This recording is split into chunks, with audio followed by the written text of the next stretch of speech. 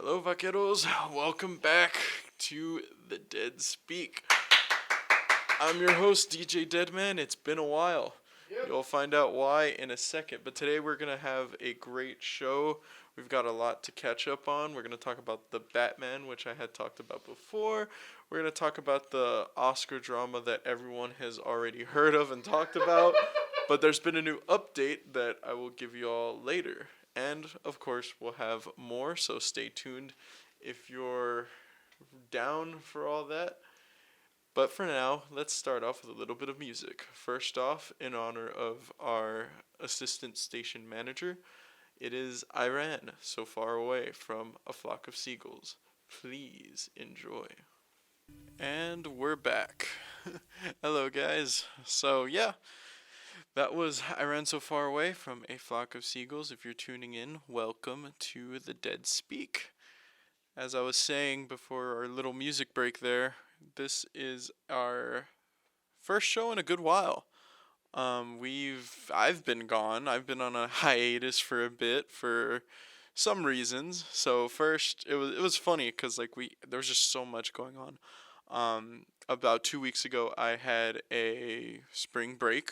As many of y'all know, since I'm assuming most of you guys are students, we had spring break. It was the whole week, so I didn't have my show that day. But then the week after, I had a trip to go to Fort Worth for my job.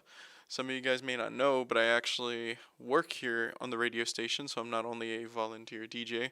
And we had a competition in Fort Worth, we left around Wednesday, and we stayed there until Saturday. So I was there for pretty much the whole end of the week, including the day that I usually would have had my DJ show. So unfortunately, I didn't win, but some of our other members here at Vaquero Radio did. So little congratulations to them. And yeah, but then unfortunately, the next week after that, which was last week, I was sick. I'm not entirely sure what it was. It wasn't COVID. Thankfully, I tested negative on 2 separate occasions, but I assume that it was either some sort of stomach bug or food poisoning. It was pretty bad. So here I am now. I'm fine. I'm doing okay. And yeah, I'm excited to be back. I'm excited to talk about what I've missed. And the first thing I want to talk about is, of course, what everyone has been talking about for the past few weeks, or week, I should say. And that's the Oscars. Of course, I would love to go over the winners, but there's a little bigger piece of news that everyone has been talking about, and that, of course, has been the whole Will Smith situation. So if you've been living under a rock for the past few days, essentially Chris Rock, who was hosting that portion of the Oscars, made a joke about Will Smith's wife, who suffers from a condition. I don't have the exact name on me here, but it's essentially baldness for women. And so she decided to shave her head in order to kind of show this and to kind of just accept what she has. And so Chris Rock made a joke during the Oscars where he essentially called her G.I. Jane. If you don't know who that is, I would suggest Googling it right now. But she also had a bald head. She was this army lady. So that was essentially the joke. He said, I can't wait for G.I. Jane 2 or something like that. Can't wait to see it. And so after making that joke, a couple of seconds later, Will Smith got up from his seat, walked up on stage with nobody stopping him, and essentially smacked Chris Rock. Slap, smack, same thing. He physically hit Chris Rock and sat back down at his seat, and there were some words exchanged. Chris Rock, I think, handled it pretty well. He stayed calm during the whole altercation. And, of course, Will Smith, if you haven't seen the audio, because in the American version they actually censored it live, so that is pretty unfortunate, but other countries did not, and he had some fiery words. He essentially screamed at Chris Rock to keep his wife's name out of his bleeping mouth. I'll leave it at that. Unfortunately, I have to censor that word because I cannot say it on air, but I think you can use your imagination on what was said. And so there's been an entire controversy over this whole situation. Some people have sided with Will Smith, saying he defended his wife. He essentially just did what any quote unquote man should do. Other people have criticized him, saying that that was an overreaction, it was just a joke. And that's where we're at. Well, that's where we were until a few minutes ago, actually, before coming live on air. We actually have an update on the entire situation. So, some people were actually calling for Will Smith to be punished. Some people were saying that they wanted him to essentially give back his Oscar. Other people just wanted some sort of repercussion because Chris Rock made the decision not to press charges. So Will Smith was not arrested, and it doesn't seem like Chris Rock is going to make any actions, at least yet. He hasn't publicly said anything really about the event. He did have a comedy show where he addressed it, but he essentially said that he's still processing it and that he would say something about it later. So he still hasn't really given a proper comment, I guess that's the word. But he didn't press charges. But today it was announced from the Academy, the people who do the Oscars, that they were banning Will Smith for the next 10 years. So he can no longer attend the Oscars nor participate in it. So if somehow Will Smith is in another movie anytime soon, which it's hard to say, I really don't know where his future is going to be, especially the closer future. I'm pretty sure there's a better word for that. But yeah, he's not going to be in the Oscars for the next 10 years. And he did tell CNN I don't know, I don't think it was an interview. I think they just asked him for a comment. But he did tell him that he fully accepts the decision that the Academy made. And rightfully so. Personally, I'm going to have to say that I kind of think Will Smith did go a little too far. Um, yeah, I'll admit the joke was somewhat in poor taste. It was at the expense of someone else, but I don't think it came from a hateful place at all. It didn't sound like Chris Rock meant it in a way to offend Jada is her name, nor do I think he was being hateful towards her condition. I think he was just trying to make light of it, trying to make it a little bit funny, and that's really all it was. I don't think it warranted what happened. And to people who don't really understand, like some people are saying, like he defended his wife, that he had the right to, but you also have to understand that basically, no matter who it was, it doesn't have to be Will Smith. It doesn't matter whether he was a celebrity or not. What happened was someone got up from the audience and essentially walked up on stage and physically harmed someone up there, and no one did anything about it at all. Like there was no guards stopped him. No one did anything. Apparently Will Smith was asked to leave, but he refused. But like that's all that really happened. All this repercussion, all this drama happened after the Oscars. And he won. I mean, I think he won rightfully so, don't get me wrong, but like my point is it doesn't seem like people are treating it with the kind of severity that it implies. Because again, someone got up and just physically harmed someone on stage. If it was easy for him, that could have been anybody, and it could have been worse. So, I mean, that's why I think he went too far. Again, the joke was in poor taste, but I don't think it really warranted the reaction from Will Smith. At least that's a dead man's opinion here. So anyway, next up, I want to talk about the Batman because a little bit before spring break was my birthday and I was able to see the film, and I have a lot to say about it. I'm going to try to avoid spoilers as much as I can, but before we actually get into that conversation, as well as my little review, spoiler free, we're going to have to go on a break, unfortunately. A little music break. So, in honor of talking about the Batman, I decided to go a little bit of a Batman theme here, and we're going to play the song Smile by Jimmy Durant. This song was actually featured in Joker. So, I hope you all enjoy. And we're back. That was Smile from Jimmy Durant. Hope you guys enjoyed. That was a pretty good song that played during the Joker movie. I think the Joker movie has a pretty underrated soundtrack, at least in my opinion. There was a lot of good songs. In fact, I was actually trying to decide between Smile or That's Life, which Frank Sinatra, one of the best classic artists, more classic than the rock music I listen to, that's for sure. Anyway, we're back, and time to talk about one of the things I've been dying to talk about, and that is, of course, the Batman movie. As you guys might have learned over the course of the show, or if you already know me, I'm kind of a geek. And I love movies. I love talking about them. I even made a joke a couple shows ago that the show's slowly turning into a movie, TV show review sort of thing. And I'm completely fine with that. So let's start talking about the Batman as well as my thoughts. So before the movie actually came out, and I think I talked about this during one of my shows, I had kind of low hopes for this movie. I didn't think it was gonna be the worst thing I ever saw, especially the worst Batman. That goes to Batman and Robin for sure. But I didn't have that much hopes that the movie was gonna be like a great film. And slowly, as I saw more trailers, my hopes went up slowly, and I finally ended up watching the movie. And I have to say, I was proven wrong. I think the movie was great. There was a lot to like about it. For starters, let's talk about the thing that probably most people want to know or talk about, and that's Robert Patterson as Batman. He did pretty good.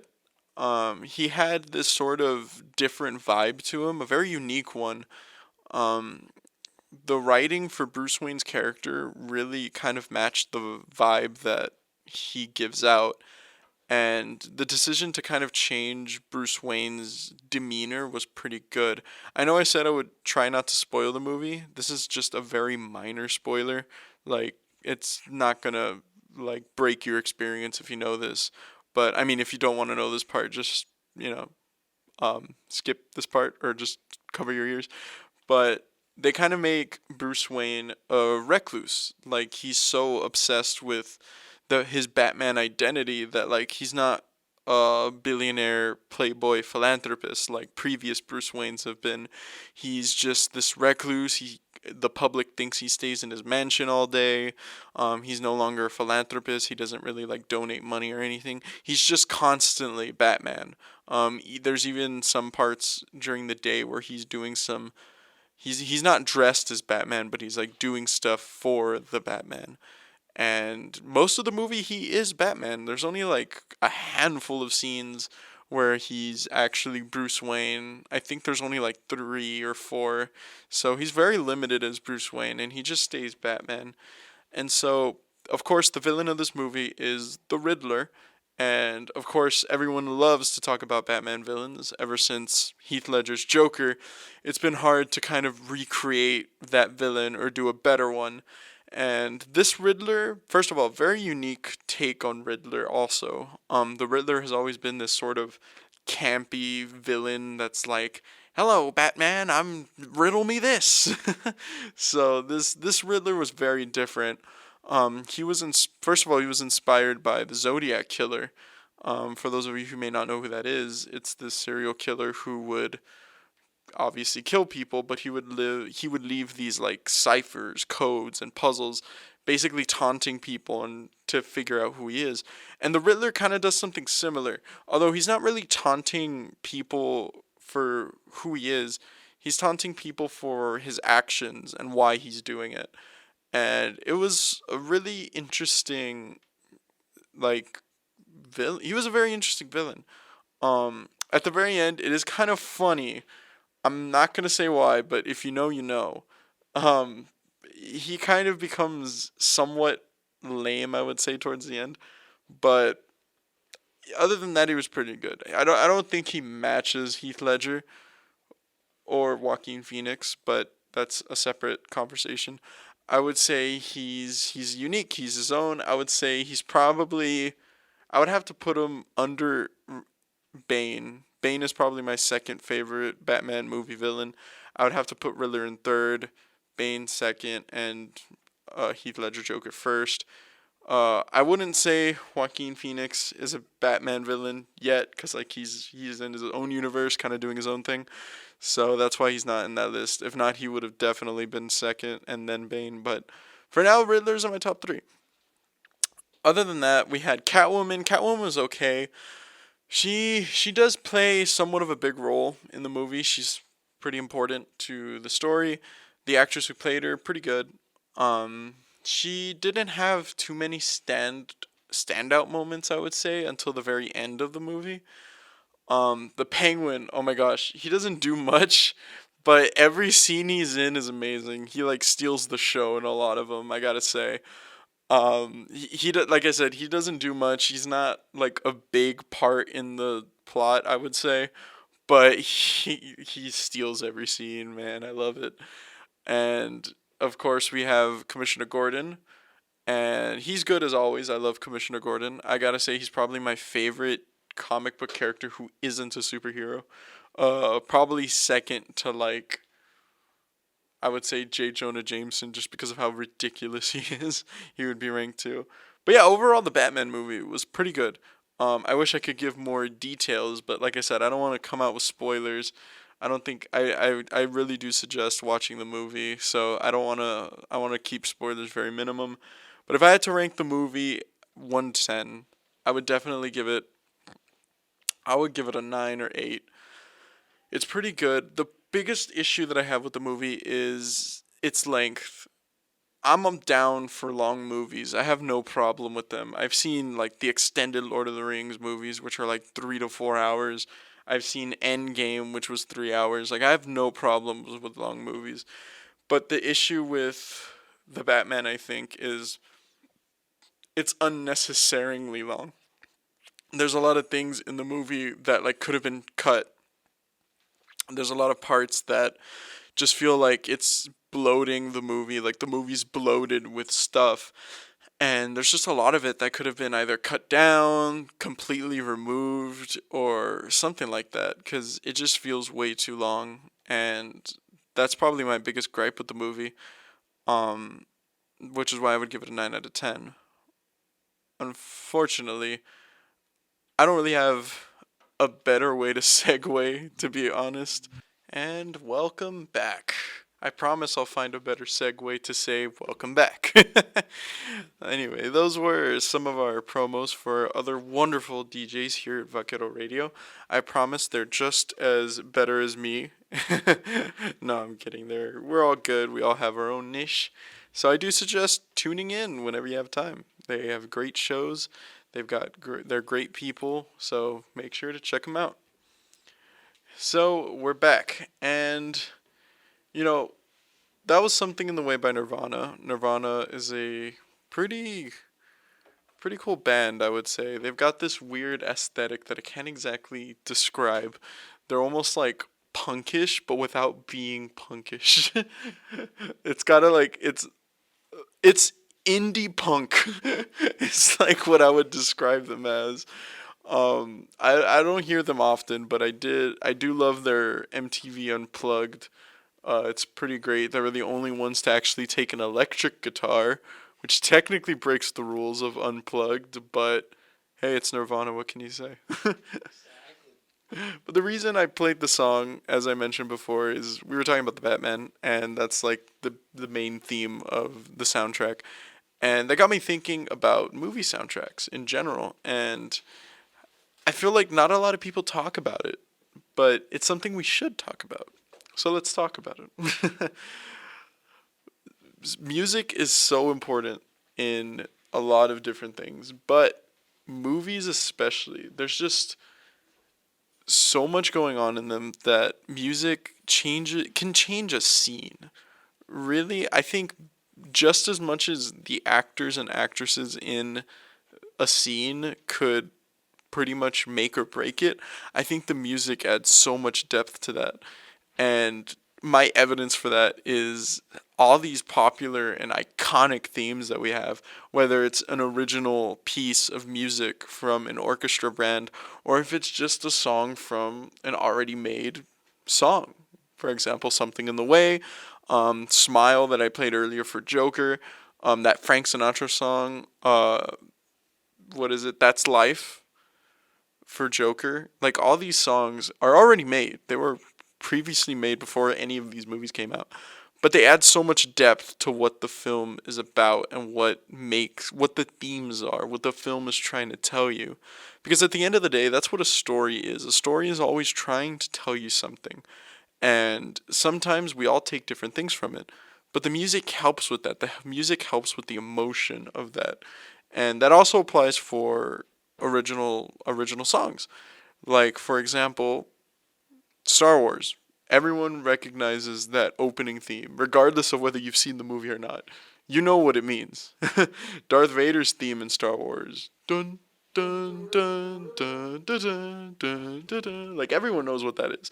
Again, regardless of whether you've watched the movie or not.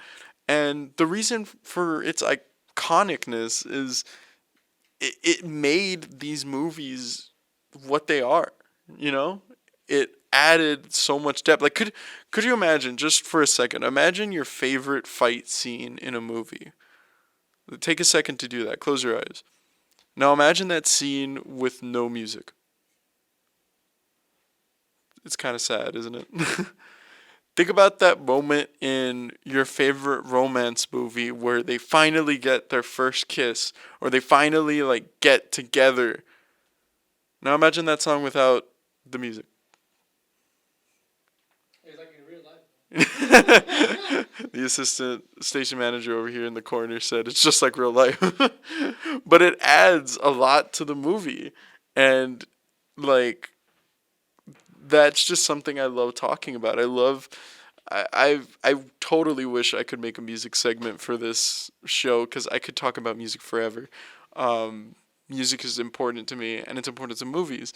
And sometimes I just straight up listen to movie soundtracks sometimes. The other day I was listening to the soundtrack for Pirates of the Caribbean because I've been dying to watch that movie again. Me and my friends got into a video game called Sea of Thieves, and you're just pirates sailing the seven seas. It's a blast, and it's gotten me wanting to play. Ooh, there's a little bit of static again. Um, I apologize if you all hear that, but it's been getting me to watch Pirates of the Caribbean again, and like I was listening to the soundtrack the other day, and one of my favorite pieces in that soundtrack for the movie is Davy Jones' theme.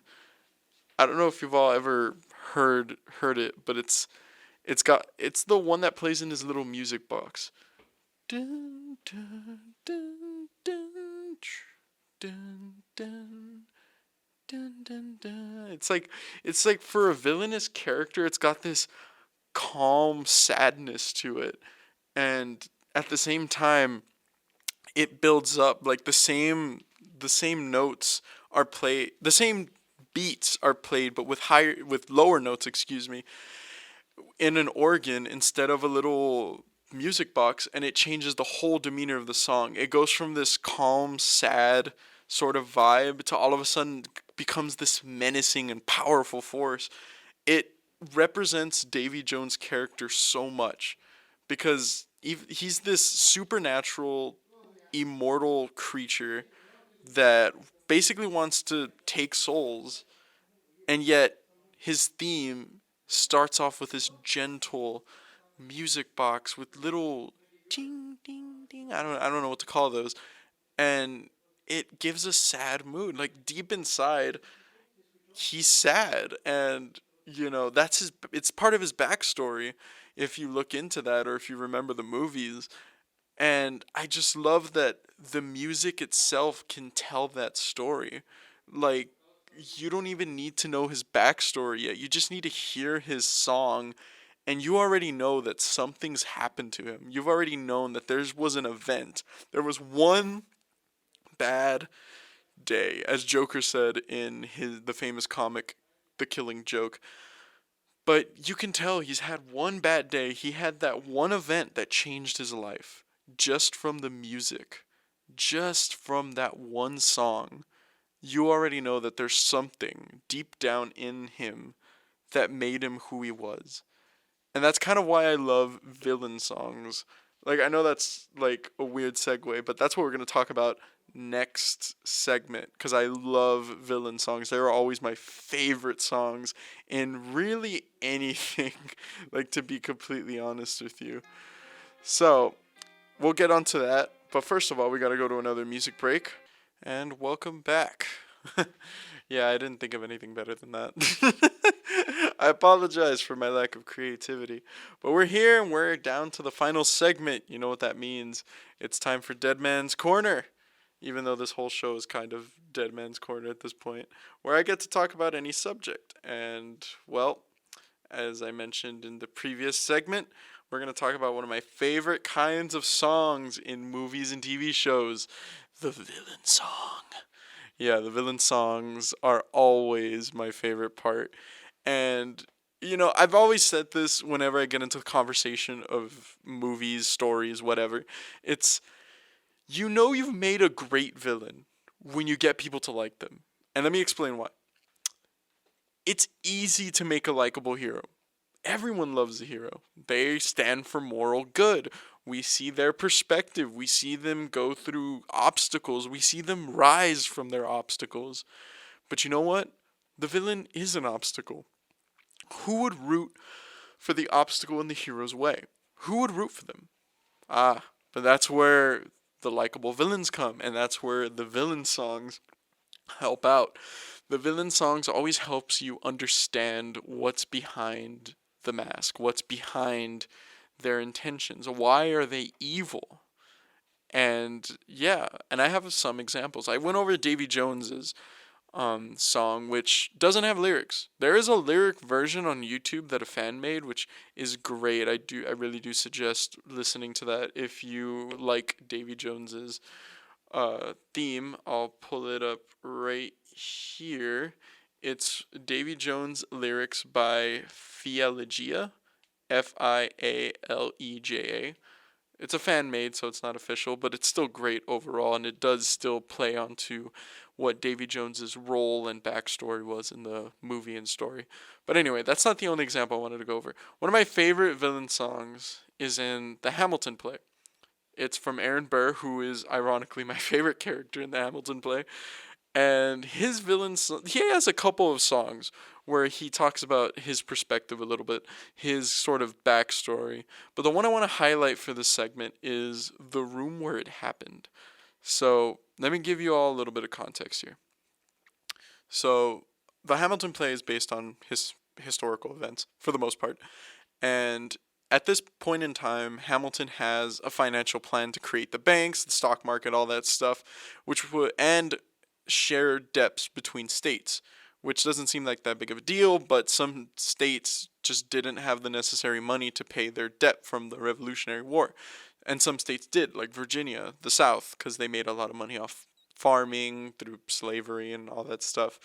So Hamilton is trying to get his plan passed, and the Democratic Republicans, or I'm sorry, not the Democratic Republicans, the people who would eventually become the Anti-Federalists, which is Thomas Jefferson, James Madison, and that bunch, are essentially not buying it. They don't want to vote for it. And so Burr, who had been telling Hamilton this entire musical at this point to talk less, smile more, it doesn't matter what you're against or what you're for.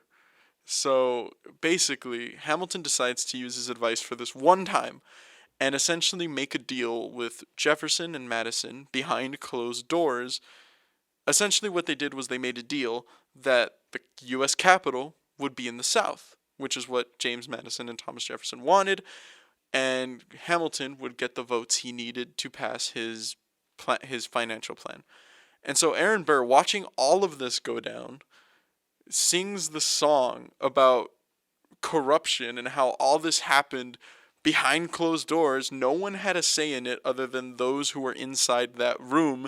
And so everyone asks him, what does he want? Everyone had been asking him the entire musical. And so at the climax of the song, he finally finds his aspiration. The reason he's the antagonist is that he wants to be in the room where it happened. And I absolutely love that song.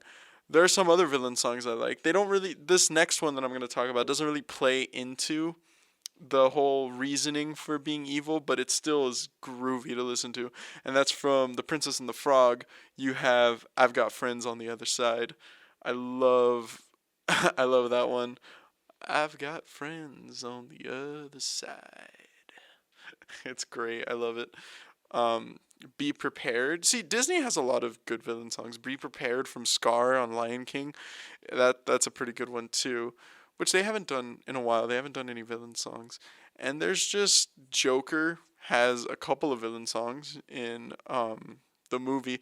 I especially like the song that plays when he does his blood smile. Um, if you've ever heard it or if you hear it after the show, you might find that it kind of sounds like laughter, which I thought was an interesting detail. And yeah, those are the examples that I have on hand right now, but I'm sure there are plenty of more. Oh, for those video game fans, a great example of a good villain song is One Winged Angel from Final Fantasy VII. You know, that one again doesn't have the whole origin aspect to it, but what it does have is the menacing aspect. Oh my god. One Winged Angel, especially the modern one from the remake, it's so scary to listen to. Like not in it's not like horrifying, like I'm exaggerating obviously, but like it's just like for a villain, like it sounds villainous, it sounds ominous. You can hear the choir singing in Latin, singing the name of the villain, which in the game is Sephiroth. So like, you know, I just love that power. I love the villain songs. I love them. They always they always exemplify what the antagonist is, and I love it. And I think the antagonist is always just as important as the protagonist. Because if you don't have a good antagonist, then like what's the point? That's something that Marvel keeps making a mistake of in their movies. A lot of their antagonists being one-off characters that either die or just never show up is like a problem I've always had. Oh my god, excuse me. A problem I've always had with those Marvel movies. So I'm glad they kind of brought back some of them in the Spider-Man one. Anyway, I know that was kind of a random thing to add at the end, but it's my show. I could say what I want. Not really, actually, there are rules. But anyway, now we're getting to the end of the hour here, 10 minutes before the end of the show.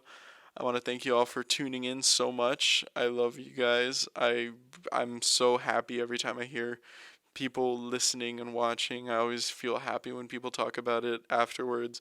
So I just want to give you all a big thanks. And yeah, I really hope you all have a great weekend. I know I'm going to have a weekend full of homework, but I'm also going to have some great times as well. And yeah, this next song here is, you know, this is going to be cliche for a radio station, but this next song here is going to be for the lovebirds out there. This is one of my favorite love songs, which ironically is a rock song. It's got a great guitar riff, but we're going to hear some great lyrics if you pay attention to them. So, this is Layla by Derek and the Dominoes. Play attention and have a good time. I'll come back to say bye afterwards, so please enjoy yourself. Hello, guys. Just wanted to pop in one last time to say good evening, good morning, and good night. Have a great weekend. This is DJ Deadman, out.